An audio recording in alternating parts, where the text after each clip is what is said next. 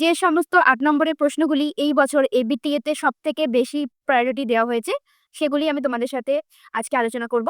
দেখো, দ্বিতীয় অধ্যায় থেকে তোমাদের এবিটিএ থেকে এবার ৩ টে খুবই গুরুত্বপূর্ণ আসার অনেকটাই চান্স রয়েছে। সেগুলো প্রথমটি হলো যে ১৯ শতকের প্রথমার্ধে সতীদাহ প্রথা বিরোধীর প্রচেষ্টাগুলি পরিচয় দাও। রামমোহন রায় কিভাবে সতীদাহ প্রথা বিরোধী আন্দোলনকে সাফল্যমণ্ডিত করে? তো প্রথমটা ১৯ শতকের প্রথমার্ধে সতীদাহ প্রথা বিরোধী প্রচেষ্টাগুলির পরিচয়, এটা ৩ এ পড়বে। আর রামমোহন রায় কিভাবে সতীদাহ প্রথা বিরোধী আন্দোলনকে সাফল্যমণ্ডিত করে, এটি ৫ এ পড়বে। এই প্রশ্নটি এবিটিএস টেস্ট পেপারে প্রায় ৬টি পেজে আছে।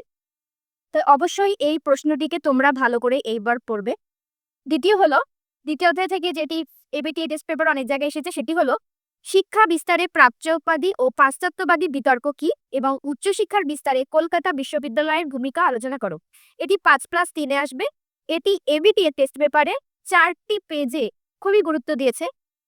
এবং আর একটি প্রশ্ন দ্বিতীয় অধ্যায় থেকে এবিটিএ টেস্ট পেপারে এসেছে, যেটি মাত্র ৩টি পেজে আমরা দেখতে পেয়েছি। সেটা হলো ১৯ শতকের বাংলায় ধর্ম সংস্কার আন্দোলনে রামকৃষ্ণ দেবের ভূমিকা আলোচনা করো। এটি মাত্র ৩টি জায়গায়